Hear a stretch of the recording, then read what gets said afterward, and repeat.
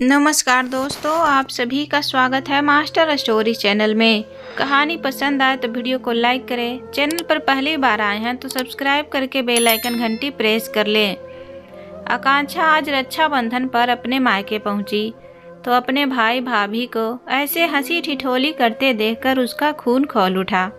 उसका दिल तो कर रहा था कि अभी के अभी दोनों को, तभी अरे आकांक्षा आओ ना, वहाँ दरवाजे पर ही क्यों रुक गई। आकांक्षा को दरवाजे पर खड़ा देखकर उसका भाई नवीन बोला। आकांक्षा ने खुद को बड़ी मुश्किल से शांत किया तो नवीन बोला, बड़ी लंबी उम्र है तेरी, अभी मैं और तेरी भाभी तेरा ही जिक्र कर रहे थे। मैं तो सोच रहा था मेरी प्यारी बहन अपने भाई को राखी बांधने इस बार क्यों नहीं आई। आकांक्षा कुटिल मुस्कान के साथ बोली, भला मैं अपने प्यारे भाई को राखी बांधने कैसे नहीं आती, और वैसे भी पता नहीं दोबारा यह मौका मिले या ना मिले। आकांक्षा बुदबुदाते हुए बोली।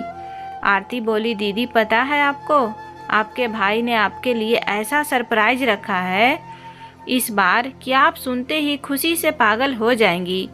आकांक्षा बोली, भाभी आप लोग तो हमेशा ही मुझे सरप्राइज देते हो, लेकिन इस बार मैं आप दोनों के लिए सरप्राइज लेकर आई हूँ, जिसे देखते ही आप दोनों के होश उड़ जाएंगे। नवीन उत्साहित होकर बोला, अच्छा ऐसा क्या सरप्राइज है। आकांक्षा बोली, अरे भैया सब्र कीजिए, बस आकाश जी आप दोनों का सरप्राइज लेकर आते ही होंगे। तभी दरवाजे पर एक गाड़ी आकर रुकी। दोनों चहकते हुए घर के बाहर पहुँचे तो आरती बोली, अरे दीदी आप इतना बड़ा सरप्राइज लाई हैं हमारे लिए, जो इतनी बड़ी गाड़ी में आया है, लगता है विदेश से कुछ बड़ा लेकर आई हैं। नवीन बोला, आकांक्षा अब जल्दी से सरप्राइज दिखा दो और इंतज़ार नहीं हो रहा है। आकांक्षा बोली, भैया भाभी सरप्राइज आप दोनों का है तो आप ही गाड़ी का दरवाज़ा खोल कर देखो। आरती ने भागकर चहकते हुए गाड़ी का दरवाज़ा खोला तो उसकी सांसें गले में ही अटकी रह गई। उसने एक ही सेकंड के अंदर गाड़ी का दरवाज़ा तुरंत बंद कर दिया। नवीन बोला, तुमने तो दरवाज़ा ऐसे बंद कर दिया जैसे तुमने सरप्राइज नहीं किसी भूत को देख लिया हो। आरती उंगली का इशारा करते हुए कुछ बोलने की कोशिश कर रही थी, मगर उसके होठ थर थर काँप रहे थे। नवीन बोला, तुम हटो, मैं देखता हूँ। लगता है तुम तो सरप्राइज देखकर खुशी से पागल ही हो गई हो। नवीन ने जैसे ही दरवाज़ा खोलकर अंदर देखा, उसका पूरा शरीर बिजली के करंट जैसा कांपने लगा। आकांक्षा बोली, क्या हुआ भैया, सरप्राइज पसंद नहीं आया क्या। आरती और नवीन के माथे से टप टप पसीना बहने लगा। उन दोनों की ऐसी हालत देखकर आकांक्षा का मन अंदर ही अंदर मुस्कुराने लगा था। उन्होंने तो कभी सपने में भी नहीं सोचा था कि उनके साथ ऐसा भी हो सकता है। आकांक्षा सोचते सोचते अभी बीते दिनों में चली गई, जब वह 2 दिन पहले ही इंडिया लौटी थी। अरे यजमान, उस बुढ़िया के पास मत जाइए, पगली है बेचारी, नुकसान पहुंचा देगी आपको। मंदिर के पुजारी ने आकाश से कहा। आकाश, जो कि अपनी पत्नी आकांक्षा के साथ मंदिर आया था और वहां बैठे गरीबों को कुछ पैसे दे रहा था, कि तभी उसी मंदिर के पुजारी ने एक बुढ़िया के पास उसे जाने से रोका, जिस पर आकाश रुक तो गया। आकांक्षा उससे कहा, अरे पंडित जी, कुछ नहीं करेगी यह बेचारी, जब उसे पता चलेगा हम उसकी मदद ही कर रहे हैं। नहीं बिटिया, यह बुढ़िया यूं ही दिन भर इधर उधर चुपचाप ही भटकती है, पर इनके जैसे पास ही युवा आदमी को देखती है, इसको न जाने क्या हो जाता है, फिर इसको काबू में करना बड़ा मुश्किल हो जाता है। पंडित जी ने आकाश की ओर इशारा कर आकांक्षा से कहा, ठीक है, फिर मैं ही जाती हूँ उनके पास। यह कहकर आकांक्षा कुछ केले और पैसे लेकर उस बुढ़िया के पास जाती है। जैसे ही आकांक्षा की ओर वह बुढ़िया पलटती है आकांक्षा की आंखें फटी की फटी रह जाती है। आकांक्षा को बिल्कुल सन्न रह जाती है, पर वह बुढ़िया उससे कहती है, बेटा जलेबी खिलाएगी मुझे? उसके मुंह से जलेबी सुनकर और उसकी ऐसी हालत देखकर आकांक्षा के आंसू बहने लगे और वह उस बुढ़िया को गले लगा कर रोने लगी। आखिर आकांक्षा ऐसा बर्ताव क्यों कर रही थी? कौन थी वह बुढ़िया जिससे लिपट कर आकांक्षा फूट फूट कर रोने लगी? आकांक्षा तो माँ को इस हालत में देखकर हैरान थी। आखिर ऐसा क्या हुआ माँ के साथ, और पापा कहाँ गए? यही सोच सोच कर आकांक्षा परेशान हो रही थी। सुनो आरती, कल गांव से माँ पापा आ रहे हैं। वे अब यहीं रहेंगे क्योंकि पापा हमेशा ही बीमार रहते हैं और माँ अकेले सब कुछ संभाल नहीं पा रही है। नबीन ने अपनी पत्नी आरती से कहा, वह बीमार रहते हैं तो क्या अब मुझे भी बीमार करने आ रहे हैं? यह मेरा घर है, कोई अस्पताल नहीं। और अपने मना क्यों नहीं किया? उन्हें आरती ने गुस्सा दिखाते हुए कहा, अरे वह मेरे माँ पापा हैं, सीधा सीधा उन्हें आने के लिए थोड़े ही न मना कर सकता हूँ। आखिर वजह भी तो कुछ होनी चाहिए मना करने के लिए। नबीन ने कहा, कुछ भी कह देते, पर अब मैं क्या करूँगी? देखिए, मैं पहले ही बता देती हूँ, अगर वह लोग यहाँ रहने आए तो मैं यहाँ से चली जाऊँगी। आरती ने कहा, अरे यह कैसी बातें कर रही हो तुम? ऐसे कैसे उन्हें मना कर दूँ? इकलौता बेटा हूँ उनका। कोई और भाई होता तो उनके पास भेज देता, पर मेरी तो एक ही बहन है और वह भी इस शहर को छोड़ विदेश जा बसी है, तो फिर और कहाँ भेजूँ उन्हें? नबीन ने कहा, ठीक है, आने दीजिए, उन्हें इतना परेशान करूँगी कि खुद यहाँ से भाग जाएंगे। आरती ने गुस्सा करते हुए कहा। इतना कहकर वह दंदनाते हुए वहाँ से चली गई। कि अगले दिन गंगोत्री जी और दिनेश जी गांव से शहर अपने बेटे के पास आ जाते हैं और उनको देखकर ही आरती का खून खौल जाता है। वह ना तो उनको पानी पूछती है और ना ही चाय नाश्ता, और सीधा अपने कमरे में चली जाती है। खैर, शाम तो निकल गई, अब रात के खाने की बारी थी। आरती ने जानबूझकर ज्यादा तेल मसाले वाली खाना बनाया ताकि दिनेश जी और गंगोत्री जी खाना ना खा सके, पर दिनेश और गंगोत्री जी ने किसी तरह वह खाना खा लिया और अगले दिन दिनेश जी बीमार पड़ गए, जिससे उनका इलाज काफ़ी लंबे दिनों तक चलता रहा। यह देखकर आरती परेशान होकर नबीन से कहती है, अब मैं इस घर में नहीं रह सकती, यह घर कम और अस्पताल ज़्यादा लगता है। आप इनको यहाँ से निकालोगे या फिर मैं अपने मायके चली जाऊँ? तुम ऐसी बातें मत करो, मैं कुछ करता हूँ। यह कहकर नबीन अपने माता पिता के पास जाकर कहता है, पापा, आप जब से यहाँ आए हैं आपकी तबीयत सही नहीं रहती, लगता है आपको शहर का पानी रास नहीं आ रहा है। आप लोग गांव ही वापस चले जाइए, पूरे दिन आप इधर उधर गंदगी फैलाते रहते हैं, आरती को बहुत परेशानी होती है, आप यहाँ से चले जाइए। बेटा, तेरे पापा तो वहाँ भी बीमार ही रहते हैं, तभी तो हम लोग यहाँ आए हैं, मुझसे अकेले नहीं हो पा रहा था। गंगोत्री जी ने कहा, ठीक है, आप लोग वापस चले जाइए, मैं एक नर्स का इंतज़ाम करवा दूंगा वहाँ। नबीन ने कहा, पर बेटा, आगे गंगोत्री जी और कुछ कहती, नबीन बीच में ही बोल पड़ता है, पर क्या माँ, आप लोगों के बहाने देखकर समझ आ रहा है आप लोग यहाँ से जाना ही नहीं चाहते, पर मेरी भी एक बात कान खोल कर सुन लीजिए, यहाँ मैं आप लोगों का खर्चा, बीमारी का खर्चा, यह सब नहीं उठा सकता। एक तो शहर में इतनी महंगाई पहले से है, ऊपर से मेरा खुद का परिवार। अब आप लोग आकर ऐसे यहाँ सर पर बैठ जाएंगे तो मैं कहाँ से संभाल पाऊँगा। बेटा, हमें नहीं पता था, हम तेरे लिए बोझ हैं। तुझे याद है जब तेरा लीवर पूरी तरह खराब हो गया था, तेरे पापा ने अपना लीवर तुझे दिया, और तभी से इनके शरीर ने जवाब दे दिया। इसीलिए आए दिन यह बीमार ही रहते हैं। कुछ तीखा खाना या फिर मसालेदार खाना पचा नहीं पाते हैं। पिछले कुछ सालों से इनके दवाइयों और इलाज का खर्च संभालते संभालते हमें हमारे गांव का घर भी बेचना पड़ गया। तुझसे पैसे मांग ले तो तू हमेशा अपना रोना रो लेता है। हमें भी लगता है सच में शहर में महंगाई भी तो काफ़ी है, इसीलिए 2 जगह तू परिवार कैसे संभालेगा। तो हम यह सोचकर यहाँ आ गए, पर यहाँ आकर तो पता चला हम यहाँ अनचाहे मेहमान से ज़्यादा कुछ नहीं हैं। गंगोत्री जी ने अपने आंसू पोंछते हुए कहा, अरे पापा ने मुझे अपना लीवर डोनेट किया है, इसलिए उसका हिसाब लेने यहाँ रहने आए हैं।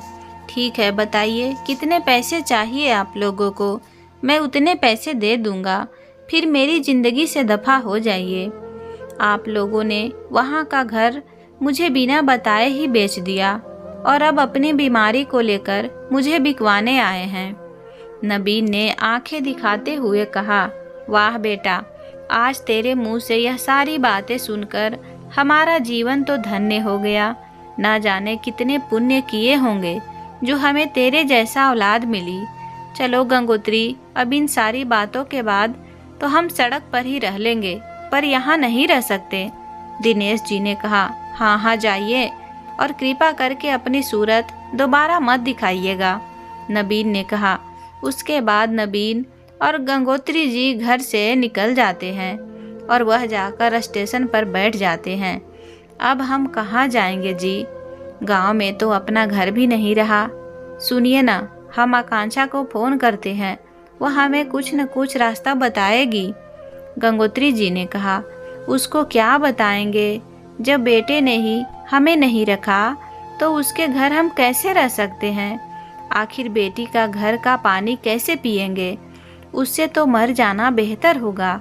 तुम चिंता मत करो, अभी मैं जिंदा हूँ, कुछ न कुछ तो रास्ता जरूर निकालेंगे। दिनेश जी ने उत्तेजित होकर कहा। दिनेश जी के उत्तेजित होने से उनकी तबीयत और बिगड़ जाती है और वह बेहोश हो जाते हैं। उनके बेहोश होते ही गंगोत्री जी पूरा घबरा जाती है और स्टेशन पर मौजूद सभी लोगों को मदद के लिए पुकारने लगती है, पर कोई उनकी मदद के लिए आगे नहीं आता। कुछ देर बाद 2 आरपीएफ वहां आते हैं उनकी मदद के लिए, पर तब तक काफ़ी देर हो चुकी थी क्योंकि दिनेश जी स्वर्ग सिधार चुके थे। गंगोत्री जी को इस बात का पता चलते ही पहले तो वह दहाड़े मार मार कर रोने लगी, फिर एकदम से उन्हें सन्नाटा मार गया और उनका दिमागी संतुलन बिगड़ गया। उन्हें अब घर परिवार कुछ भी याद नहीं रहा, सिर्फ याद रहा तो उनके बेटे की करतूत। वह हर एक नौजवान लड़के में अपने बेटे को देखती और इसीलिए उनका गुस्सा भी तभी बढ़ जाता और वह उन्हें नुकसान पहुंचाने लगती। आज कई सालों बाद आकांक्षा अपने शहर आई थी और वह अपनी माँ को इस हालत में मंदिर में देखकर हैरान ही हो जाती है। आकांक्षा को रोता देख उसका पति आकाश भी वहां आ जाता है। इससे पहले आकाश गंगोत्री जी को देखकर आकांक्षा की तकलीफ समझता, गंगोत्री जी आकाश को देखकर आग बबूला हो जाती है और उससे कहती है, नालायक, अब तू यहाँ क्या लेने आया है? भाग जा यहाँ से, वरना मैं तुझे मार दूंगी। आकांक्षा भी माहौल को समझते हुए आकाश को वहाँ से चले जाने को कहती और खुद अपनी माँ को गले लगाकर, माँ चुप हो जाओ, मैंने उसे भगा दिया, यह कहते हुए शांत कराने लगती है। जब गंगोत्री जी थोड़ा शांत होती है तो आकांक्षा पंडित जी से पूछती है, पंडित जी, यह यहाँ कितने दिनों से है और इनकी ऐसी हालत कैसे हुई? बेटिया, जितना मुझे पता है यहाँ पर लगभग 3-4 महीनों से है और सुनने में आता है यह और इनके पति गांव से यहाँ अपने बेटे के पास आए थे, पर इनके बेटे ने उन्हें सड़क पर मरता छोड़ दिया और जब से इनके पति का सड़क पर निधन हुआ है यह तभी से अपना मानसिक संतुलन खो बैठी है। क्या तुम इसे जानती हो?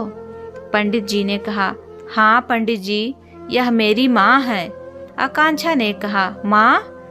पर यहाँ ऐसे हाल में तुम्हें क्या पता नहीं था कुछ भी? पंडित जी ने आश्चर्य होकर पूछा, पंडित जी, मेरे भैया ने कहा था यह तीर्थ पर गए हैं, जहाँ उनका फ़ोन नहीं लग रहा, और भैया ने इनके तीर्थ की कुछ तस्वीरें भी मुझे दिखाई थी, और मैं विदेश में बैठी भैया की बातों को सच मानती गई। कभी कभी भैया की बातों से हैरान भी होती थी, लेकिन फिर वह कहते उनकी माँ पापा से बात हुई, जबकि माँ पापा मुझे कभी फ़ोन नहीं करते थे। इसके लिए भी भैया कहते केदारनाथ में से तुझे कॉल लगाना तो नामुमकिन है, क्योंकि हमारा फ़ोन ही कितनी मुश्किल से लगता है, जबकि मैं भारत में हूँ और तू तो फिर भी विदेश में है। और मैं ना चाहते हुए भी इस बात को सच मान लेती, क्योंकि भैया इतना नीचे गिर जाएंगे यह कभी सपने में भी नहीं सोचा था। पर अब भैया को उनके हर गुनाहों की सज़ा मिलेगी, और यह सज़ा उन्हें खुद माँ देगी। उसके बाद आकांक्षा गंगोत्री जी को अपने घर ले गई। आकांक्षा भारत आई है, यह बात नबीन को भी पता थी, और अगले दिन आकांक्षा नबीन के घर आई। कैसे हो भैया भाभी? आकांक्षा ने आते के साथ कहा। हम ठीक हैं, आओ अंदर। और आकाश कहाँ है? नबीन ने पूछा। वह घर पर ही है, अपने मम्मी पापा के साथ दीदी के यहाँ गए हैं, शाम को आएंगे मुझे लेने, आकांक्षा ने कहा। उसके बाद चाय नाश्ता चल रहा था कि तभी आकांक्षा नबीन से पूछती है, भैया माँ पापा से बात हुई आपकी? कब आ रहे हैं? उनसे कहना आकांक्षा आई है, देखना कैसे भागे भागे आएंगे। अरे वह तो केदारनाथ से मथुरा, वृंदावन, हरिद्वार, ऋषिकेश सब घूम कर ही वापस आएंगे, थोड़ा समय तो लगेगा। नबी ने अपना पसीना पोंछते हुए कहा।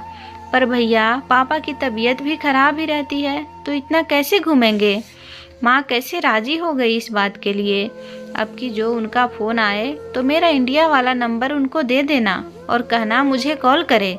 और उनका फ़ोन वह तो चल रहा होगा ना, लंदन से तो उनका फ़ोन कभी लगा नहीं, अब तो इंडिया से लग सकता है ना।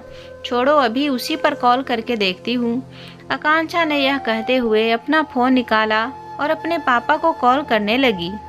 उसकी इस हरकत से नबीन और आरती घबरा गए कि तभी आकांक्षा कहती है, पता नहीं पापा का फ़ोन कभी लगता ही नहीं, पहले भी वहाँ से नहीं लगता था, अब यहाँ आकर भी वही है।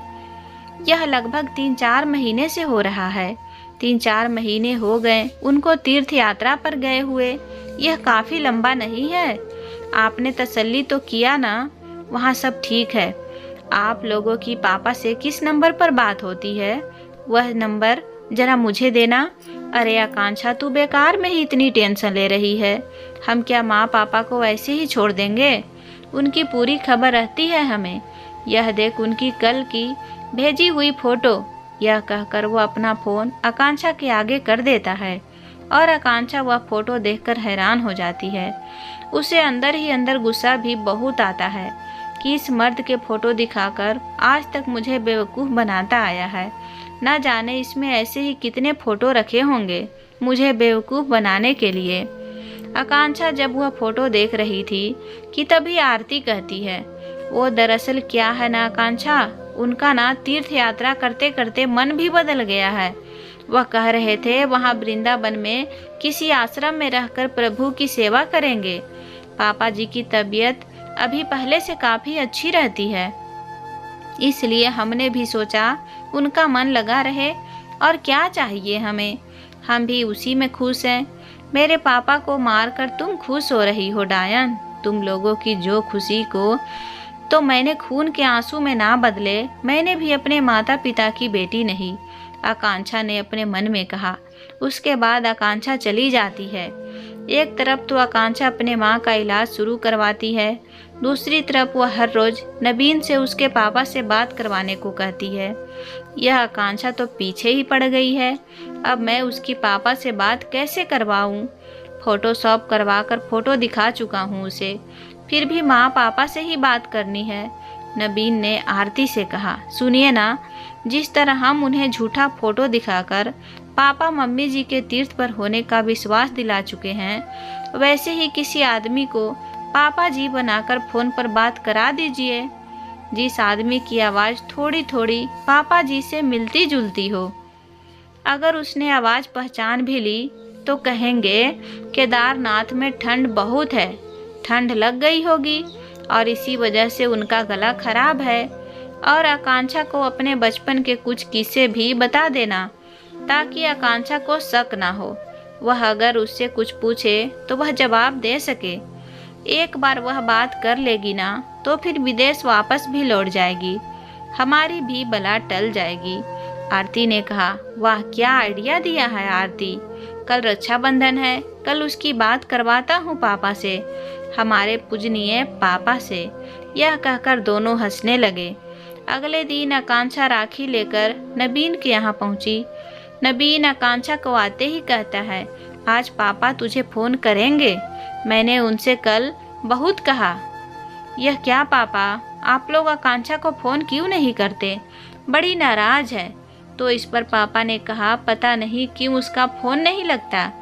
ठीक है, अब जब वह यहीं है और कल रक्षाबंधन भी है, कल जब मेरे यहाँ आएगी मैं तेरे ही फ़ोन पर फ़ोन करूँगा और उससे बात कर लूँगा। अब यह नया नाटक है, चलो देखते हैं इनका नया नाटक। आकांक्षा ने अपने मन में सोचा और फिर कहा, सच में भैया, पापा आज मुझे फ़ोन करेंगे? हाँ, पहले राखी की तैयारियां कर लो। नबीन ने कहा। इधर आकांक्षा पूजा घर में जाती है राखी की थाली सजाने, और इधर आरती और नबीन अपने कमरे में जाते हैं। तो आरती कहती है, सुनो जी, उसे सही से समझा दिया है ना, ठीक से बात करे। हाँ, समझा तो दिया है, पर एक बार वह पापा बनकर सही से बात कर ले बस, फिर तो सारा झंझट ही ख़त्म समझो। नबीन ने कहा, यह बुढ़िया और बूढ़े जीते जी भी हमारे गले का फंदा थे और अब मरने पर भी गले का फंदा बने हुए हैं, पर आपको ठीक से पता है ना वे मर चुके हैं। आरती ने कहा, हाँ, माँ पापा के यहाँ से निकलने के बाद मैं उनके पीछे गया, यह तसल्ली करने के लिए कि वह इस शहर से जा रहे हैं या नहीं। फिर मैंने स्टेशन पर पापा को मरते देखा। जब पापा के लिए वहाँ आरपीएफ आई तो मैं काफ़ी डर गया था, कहीं माँ हमें ना फंसा दे, पर फिर देखा माँ की हालत तो मुझे चैन मिला। अब माँ भी उस हालत में ज़्यादा दिन थोड़े ही ना जिंदा बचेगी, कहीं किसी गाड़ी के नीचे आकर मर ही गई होगी, और अगर जिंदा भी होगी तो अभी उनकी मानसिक हालत ऐसी नहीं कि वह किसी को कुछ बता सके और यहाँ वापस आ सके। नबीन ने कहा, अच्छा अब चुप करो और चलो बाहर, कहीं आकांक्षा को कोई शक न हो जाए और हमारा यह नाटक पहले ही खराब हो जाए। नबीन ने कहा। उसके बाद सभी बाहर जाते हैं। आकांक्षा राखी की थाली सजाई रस्में शुरू करती है कि तभी नबीन का फ़ोन बजता है। यह लो, पापा का फ़ोन आ गया। आकांक्षा, पहले बात कर लो, फिर मुझे राखी बांध देना। नबीन ने यह कहते हुए अपना फ़ोन आकांक्षा को पकड़ा दिया। आकांक्षा हेलो बोलते ही रोने लग जाती है, क्योंकि उसे अपने भैया की करतूत पर यकीन नहीं आ रहा था, और इधर नबीन समझ रहा था कि आकांक्षा को उसने बेवकूफ़ बना दिया। आकांक्षा बोली, पापा कहाँ चले गए आप? इतने दिन हो गए आपसे बात नहीं हुई, आपको अपनी बेटी की याद नहीं आती? और मुझे माफ़ कर दीजिए, इतना कुछ हो गया और आपकी बेटी किसी की बातों को यकीन कर निश्चिंत बैठी रही और आपको बचा ना सकी, पर पापा आपको कातिलों की सज़ा ज़रूर दिलवाऊंगी। आकांक्षा की यह सारी बातें सुनकर नबीन और आरती बिल्कुल ही चौंक गए और उनके पसीने छूटने लगे। आकांक्षा बोली, आप जो भी हैं, यह जो आपने किसी के कहने पर यह नाटक किया है ना, आपको भी उसकी सज़ा होगी, क्योंकि जो आदमी बनकर आप बात कर रहे हैं उनको तो इन लोगों ने मार डाला और अब अपना गुनाह छुपाने के लिए यह सारा नाटक चला रहे हैं। यह तू क्या कह रही है आकांक्षा? क्या नाप शनाप बके जा रही है? नबीन ने अपनी घबराहट छुपाते हुए कहा। हाँ, और यह सब करके तुम साबित क्या करना चाहती हो कि हम खूनी हैं? आकांक्षा एक जोर का तमाचा अपनी भाभी के गाल पर जड़ते हुए बोली, साबित ही तो करने आई हूँ। आप लोगों की सच्चाई का पता तो मुझे कब का चल गया था, बस सबूत ही नहीं था जो अब मिल गया है। भैया भाभी, आप लोगों के लिए राखी का तोहफा रखा है बाहर, रुकिए मैं अभी ले आती हूँ। यह कहकर आकांक्षा बाहर से गंगोत्री जी को लेकर आती है। गंगोत्री जी को देखकर नबीन और आरती की तो हवाइयाँ ही उड़ जाती है और इधर गंगोत्री जी नबीन को देखकर उसके पास जाती है और उस पर थप्पड़ों की बरसात करने लगती है। आकांक्षा अपनी माँ को खींचकर नबीन से अलग करती है। इस पर गंगोत्री जी रोते हुए आकांक्षा से कहती है, आ गई तू बेटी, देख तेरे भैया जिन्होंने अपने जीवन दाता को मार डाला। हर माता पिता अपने बच्चों को एक ही बार जीवन देता है, पर तेरे पापा ने तो इसे 2 बार जीवन दान दिया। पहली बार जन्म देकर और दूसरी बार अपना लीवर देकर, पर उसका सिला इसने तेरे पापा को एक ही बार में मृत्यु के मुंह में ढकेल दिया। जानती है बेटा, हमारे लिए इस घर में खाना नहीं था और अगर इनका खाना खाकर हम बीमार पड़ते तो उस पर भी हमारा ही दोष रहता। कैसे तुम्हारे पापा ने सदमे में अपना दम स्टेशन पर तोड़ा। मैं चिल्लाती रही पर किसी ने मेरी मदद नहीं की। आकांक्षा रोते हुए बोली, पता है माँ, मुझे सब पता है। आप यह जानकर हैरान हो जाओगी, जब पापा की ऐसी हालत थी तब भैया उस वक्त वहीं थे और खड़े सारा तमाशा देख रहे थे। आकांक्षा ने कहा, क्या यह वहीं था? गंगोत्री जी ने कहा, माँ आप अपने आप को देखो, आप ठीक हो गई, आपको सब याद आ गया। आकांक्षा ने कहा, मुझे क्या हुआ था? काश कि मैं भी तेरे पापा की तरह इस दुनिया को छोड़कर चली जाती और इस मनहूस की शक्ल मुझे दोबारा देखनी ना पड़ती। गंगोत्री जी ने कहा, आप चिंता मत करो, इन लोगों के खिलाफ सारे सबूत हैं मेरे पास। यह देखिए, भैया भाभी अभी थोड़ी देर पहले अपना सारा जुर्म कबूल कर चुके हैं और तभी मैंने इनकी रिकॉर्डिंग बना ली। लो पुलिस भी आ गई। पुलिस को देखते ही नबीन और आरती गंगोत्री जी और आकांक्षा से माफ़ी मांगने लगते हैं। जाओ तुम दोनों अब जेल में, और हो सके तो पापा से अपने गुनाहों की माफ़ी जेल में ही मांग लेना, क्योंकि अब तो तुम लोगों को मैं जेल से कभी निकलने ही नहीं दूंगी।